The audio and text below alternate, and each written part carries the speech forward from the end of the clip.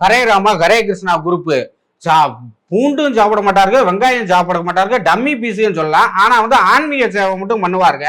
அந்த அமைப்பை தடை செய்யணுமா பங்களாதேஷ்ல ஹரே இஸ்கான் அமைப்பை உடனடியா தடை செய்யணும்.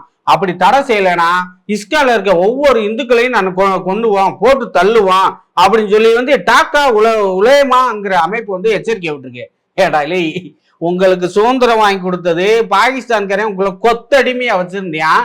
அவன்கிட்ட இருந்து மீட்டு உங்களுக்கு சுதந்திரம் வாங்கி கொடுத்து இந்திரா காந்தி அவங்க உதவினால அவங்களுக்கு சுதந்திரம் வாங்கி கொடுத்தோம். ஆனா எங்களவே இப்ப திருப்பி அடிக்கிற. இப்போ பாருங்க எல்லாரும் சொல்லுவாங்கல்ல, எங்களுக்கு மொழிதான் முக்கியம், மொழிக்காகவே நாடு இருக்குது. சீமான் கிறுக்கு பேலாம் சொல்லுவான், மொழிக்காகவே நாடு இருக்கு, ஏன்னா மொழியதே முக்கியம்னு. மதம் தாண்டா முக்கியம் நினைக்கிறாருங்க. அதை பாடுறா, பங்களாதேஷ் மொழியால ஒண்ணுதே அவங்க.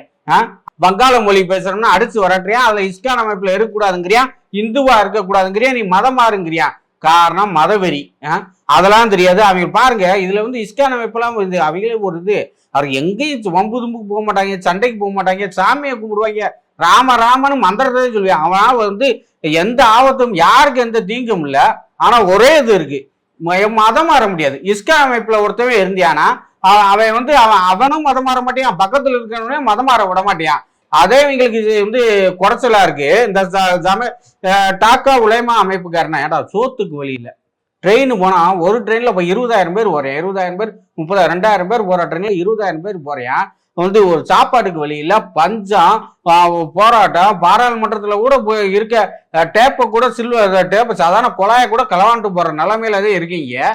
இங்க எதுக்குடா மத வெறி? உங்களுக்கு எதுக்குடா அவ்வளவு மத வெறி தேவைப்படுது?